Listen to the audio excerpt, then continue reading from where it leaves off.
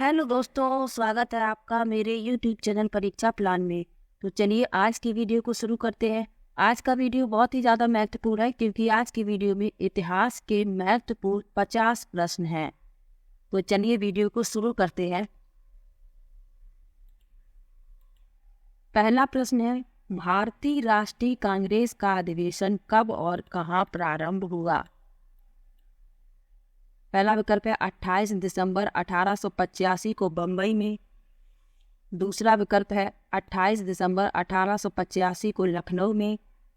तीसरा विकल्प है 25 दिसंबर 1885 को सूरत में। और चौथा विकल्प है 25 दिसंबर 1885 को दिल्ली में। तो इस प्रश्न के लिए पहला विकल्प सही है, 28 दिसंबर 1885 को बम्बई में। अगला प्रश्न है, कांग्रेस के प्रथम अधिवेशन की अध्यक्षता किसके द्वारा की गई? पहला विकल्प है दादा भाई नौरोजी। दूसरा विकल्प है बेहुएश चंद बनर्जी। तीसरा विकल्प है वी राघवाचार्य। और चौथा विकल्प है फिरोज शाह मेहता। तो कांग्रेस के प्रथम अधिवेशन की अध्यक्षता बेहुएश चंद बनर्जी द्वारा की गई। बी विकल्प इसमें सही है। प्रश्न बहुत ही अच्छे हैं, तो कृपया वीडियो को पूरा अवश्य देखिएगा। अगला प्रश्न है, आर्य समाज के संस्थापक कौन थे? पहला विकल्प है बाल गंगाधर तिलक। दूसरा विकल्प है राजा राम मोहन राय। तीसरा विकल्प है स्वामी दयानंद सरस्वती। और चौथा विकल्प है स्वामी विवेकानंद। तो आर्य समाज के संस्थापक थे स्वामी दयानंद सरस्वती। सी विकल्प इसमें सही है। अगला प्रश्न देखते हैं, वर्नाक्यूलर प्रेस एक्ट किसके शासन में पारित किया गया? पहला विकल्प है लॉर्ड रिटन। दूसरा विकल्प है लॉर्ड कर्जन। तीसरा विकल्प है लॉर्ड क्लाइव। और चौथा विकल्प है लॉर्ड बेवेन। तो इस प्रश्न के लिए पहला विकल्प सही है, लॉर्ड लिटन। अगला प्रश्न है, राजा राम मोहन राय द्वारा किसकी स्थापना की गई? पहला विकल्प है ब्रह्म समाज। दूसरा विकल्प है आर्य समाज। तीसरा विकल्प है थियोसॉफिकल सोसाइटी। और चौथा विकल्प है पूना सार्वजनिक सभा। तो राजा राम मोहन राय द्वारा ब्रह्म समाज की स्थापना की गई। पहला विकल्प इसमें सही है। अगला प्रश्न देखते हैं, यंग इंडिया के लेखक कौन हैं? पहला विकल्प है बाल गंगाधर तिलक। दूसरा विकल्प है सुभाष चंद्र बोस। तीसरा विकल्प है लाला लाजपत राय। और चौथा विकल्प है सुरेंद्र नाथ बनर्जी। तो यंग इंडिया के लेखक हैं लाला लाजपत राय। सी विकल्प इसमें सही है। अगला प्रश्न है, आजाद हिंद फौज का गठन किसके द्वारा किया गया? पहला विकल्प है सुरेंद्र नाथ बनर्जी। दूसरा विकल्प है लाला लाजपत राय। तीसरा विकल्प है सुभाष चंद्र बोस। और चौथा विकल्प है बाल गंगाधर तिलक। तो आजाद हिंद फौज का गठन सुभाष चंद्र बोस द्वारा किया गया था। सी विकल्प इसमें सही है। अगला प्रश्न है, भारत सेवक समाज के संस्थापक कौन थे? पहला विकल्प है गोपाल कृष्ण गोखले। दूसरा विकल्प है दादा भाई नौरोजी। तीसरा विकल्प है एनी बिसेंट। और चौथा विकल्प है सुरेंद्र नाथ बनर्जी। तो भारत सेवक समाज के संस्थापक थे गोपाल कृष्ण गोखले। पहला विकल्प इसमें सही है। अगला प्रश्न है,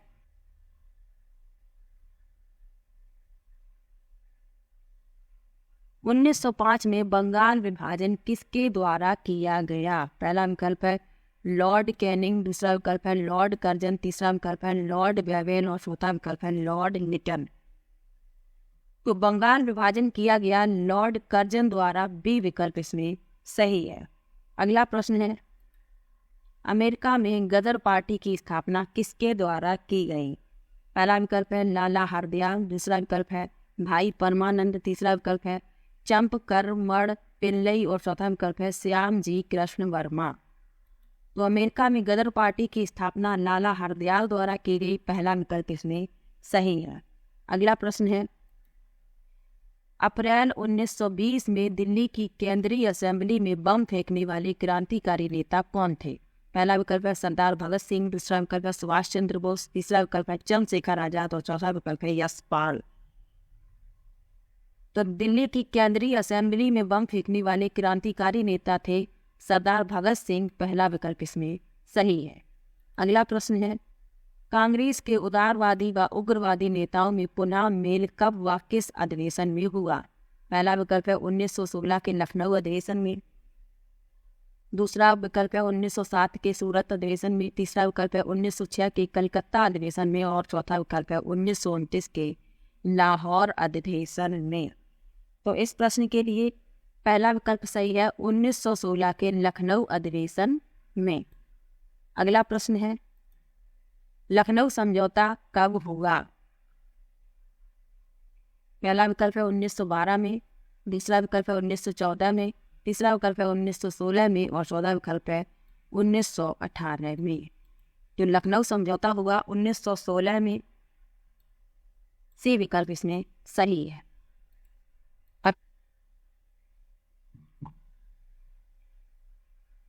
अगला प्रश्न है जलियांवाला बाग हत्याकांड कब हुआ? पहला विकल्प है 13 अप्रैल 1919, दूसरा विकल्प है 18 मार्च 1919, तीसरा विकल्प है 15 मई 1920 और चौथा विकल्प है 24 नवंबर 1919। इस प्रश्न में पहला विकल्प सही है 13 अप्रैल 1919। अगला प्रश्न है महात्मा गांधी ने किस घटना से खिन्न होकर असहयोग आंदोलन स्थगित कर दिया? पहला विकल्प है विदेशी वस्त्रों की गोली जलाने की घटना, दूसरा विकल्प है प्रिंस ऑफ वेल्स के बहिष्कार की घटना, तीसरा विकल्प है अदालतों के बहिष्कार की घटना और चौथा है चौरी चौरा कांड के कारण। तो महात्मा गांधी ने चौरी चौरा कांड से खिन्न होकर असहयोग आंदोलन स्थगित कर दिया, डी विकल्प इसमें सही है। अगला प्रश्न है साइमन कमीशन भारत कब आया? पहला विकल्प है फरवरी 1928 में, दूसरा विकल्प है मार्च 1928 में, तीसरा विकल्प है फरवरी 1929 में और चौथा विकल्प है मार्च 1929 में। तो साइमन कमीशन भारत आया है फरवरी 1928 में, पहला विकल्प इसमें सही है। अगला प्रश्न है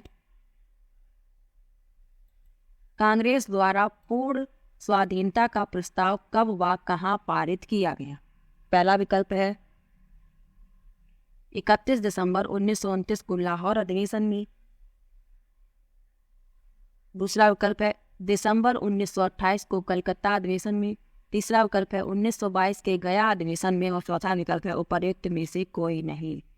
तो इस प्रश्न के लिए पहला विकल्प सही है 31 दिसंबर 1929 को लाहौर अधिवेशन में। प्रश्न बहुत ही ज़्यादा महत्वपूर्ण है, तो वीडियो को पूरा अवश्य देखिएगा। अगला प्रश्न है गांधी इरविन समझौता कब हुआ था? पहला विकल्प है 5 मार्च 1931, दूसरा विकल्प है 5 मार्च 1932, तीसरा विकल्प है 5 अप्रैल 1931 और चौथा विकल्प है 5 अप्रैल 1932। तो गांधी इरविन समझौता हुआ था 5 अप्रैल 1931 को, पहला विकल्प इसमें सही है। अगला प्रश्न है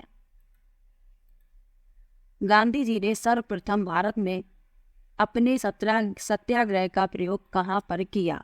पहला विकल्प है अहमदाबाद, दूसरा विकल्प है चंपारण में, तीसरा विकल्प है खेड़ा में और चौथा विकल्प है नोआखाली में।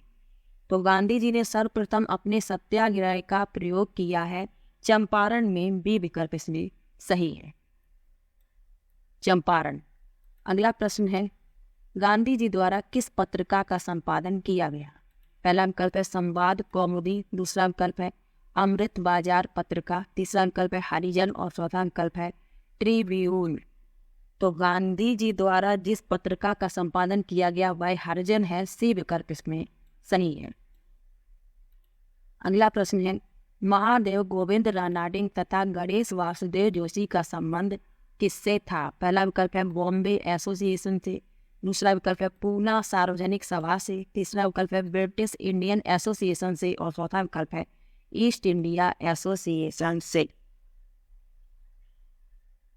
तो महादेव गोविंद रानाडे तथा गणेश वासुदेव जोशी का संबंध था पूना सार्वजनिक सभा से, बी विकल्प इसमें सही है।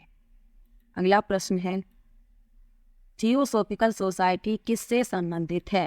पहला विकल्प है रामकृष्ण मिशन, दूसरा विकल्प है स्वामी विवेकानंद, तीसरा विकल्प है राजा राम मोहन राय और चौथा विकल्प है एनी बेसेंट।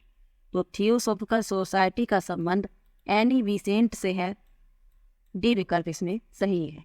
अगला प्रश्न है बाल गंगाधर तिलक को फादर ऑफ इंडियन अनरेस्ट किसने कहा था? पहला विकल्प है वैलेंटाइन चिरोल ने, दूसरा विकल्प है अरविंद घोष ने, तीसरा विकल्प है मिंटो द्वितीय ने और चौथा विकल्प है डिजरायली ने। तो बाल गंगाधर तिलक को फादर ऑफ इंडियन अनरेस्ट कहा है वैलेंटाइन चिरोल ने। पहला विकल्प इसमें सही है। अगला प्रश्न है, मैं तो एक भारतीय टमटम हूँ जिसका कार्य सोते हुए भारतीयों को जगाना है, यह कथन किसका है? पहला विकल्प है A.O. ह्यूम, दूसरा विकल्प है सर विलियम्स वेडरबर्न, तीसरा विकल्प है श्रीमती एनी बेसेंट और चौथा विकल्प है लॉर्ड डफरिन। तो यह जो कथन है यह है श्रीमती एनी बेसेंट का सी विकल्प इसमें सही है। अगला प्रश्न है, 1922 की चौरी चौरा घटना में कौन मारे गए? पहला विकल्प है किसान, दूसरा विकल्प है मजदूर, तीसरा विकल्प है पुलिस और चौथा विकल्प है विद्यार्थी। तो 1922 की चौरी चौरा जो घटना हुई थी उसमें पुलिस वाले मारे गए थे, सी विकल्प इसमें सही है।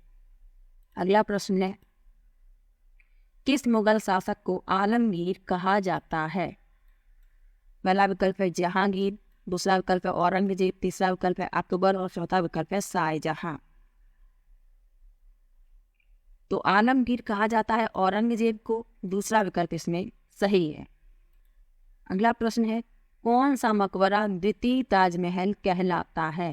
पहला विकल्प है एतमाद उद दौला का मकबरा, दूसरा विकल्प है राबिया उद दौरानी का मकबरा, बीबी का मकबरा, तीसरा विकल्प है अनारकली का मकबरा और चौथा विकल्प है इनमें से कोई नहीं। तो द्वितीय ताजमहल की संज्ञा दी गई है राबिया उद दौरानी का मकबरा, इसे ही बीबी का मकबरा कहते हैं, बी विकल्प इसमें सही है। अगला प्रश्न है, निम्नलिखित मुगल बादशाहों में से किसने अपनी आत्मकथा फारसी में लिखी? पहला विकल्प है जहांगीर, दूसरा विकल्प है औरंगजेब, तीसरा विकल्प है बाबर और चौथा विकल्प है अकबर। तो इस प्रश्न के लिए पहला विकल्प सही है जहांगीर। जहांगीर ने अपनी आत्मकथा फारसी में लिखी है, इसे याद रखना है। अगला प्रश्न है, पानीपत का प्रथम युद्ध कब हुआ? पहला विकल्प है 15 अप्रैल 1528, दूसरा विकल्प है 20 अप्रैल 1527, तीसरा विकल्प है 21 अप्रैल 1529 और चौथा विकल्प है 21 अप्रैल 1526। तो पानीपत का प्रथम युद्ध हुआ 21 अप्रैल 1526 को, डी विकल्प इसमें सही है। अगला प्रश्न है, भारत में ग्रांड ट्रंक रोड बनवाई थी? पहला विकल्प है अकबर ने, दूसरा विकल्प है हुमायूं ने, तीसरा विकल्प है अशोक ने और चौथा विकल्प है शेर शाह सूरी ने। तो भारत में ग्रांड ट्रंक रोड बनवाई शेर शाह सूरी ने, डी विकल्प इसमें सही है। अगला प्रश्न है, गुजरात विजय की यादगार में अकबर ने किसका निर्माण कराया था? पहला विकल्प है जामा मस्जिद, दूसरा विकल्प है सिद्दी गशीर, तीसरा विकल्प है बड़ा इमामबाड़ा और चौथा विकल्प है बुलंद दरवाजा। तो गुजरात विजय की याद में अकबर ने बुलंद दरवाजे का निर्माण करवाया था, डी विकल्प इसमें सही है। अगला प्रश्न है, आईने अकबरी एक महान ऐतिहासिक कृति निम्नलिखित में से किसके द्वारा लिखी गई थी? पहला विकल्प है फिरोज शाह, दूसरा विकल्प है अब्दुल रशीद, तीसरा विकल्प है अबुल फजल और चौथा विकल्प है अमीर खुसरो। तो इस प्रश्न के लिए सी विकल्प सही है, अबुल फजल। अगला प्रश्न है, किस मुगल बादशाह को जिंदा पीर कहा जाता था? पहला विकल्प है शाहजहां, दूसरा विकल्प है जहांगीर, तीसरा विकल्प है अकबर और चौथा विकल्प है औरंगजेब। तो जिंदा पीर कहा जाता था औरंगजेब को, डी विकल्प इसमें सही है। अगला प्रश्न है, मुमताज महल का असली नाम था? पहला विकल्प है मेहरुन्निसा, दूसरा विकल्प है रोशन आरा, तीसरा विकल्प है अर्जुमंद बानो बेगम और चौथा विकल्प है लाडली बेगम।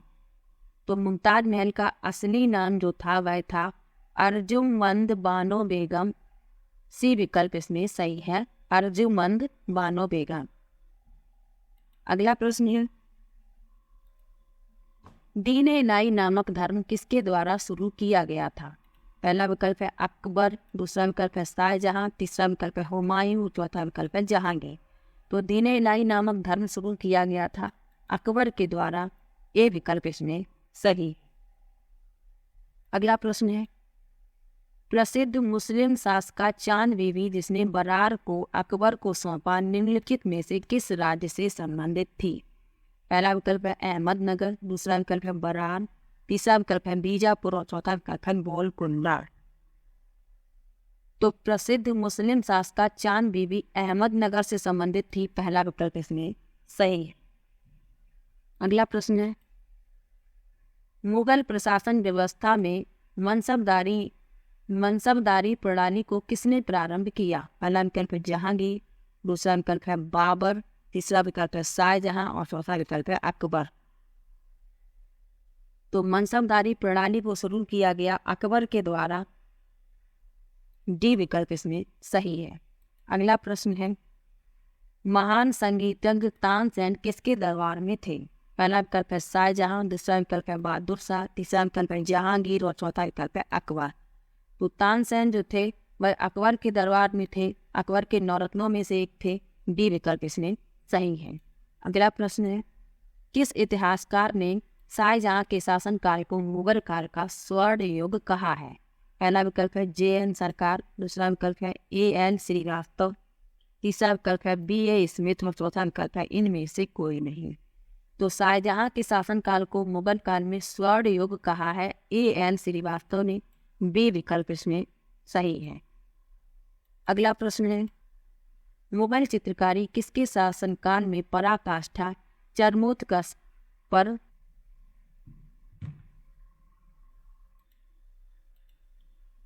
मुगल चित्रकारी ने किसके शासनकाल में पराकाष्ठा चरमोत्कर्ष प्राप्त किया? पहला विकल्प है जहांगीर, दूसरा विकल्प है औरंगजेब, तीसरा विकल्प है शाहजहां और चौथा विकल्प है अक्टूबर।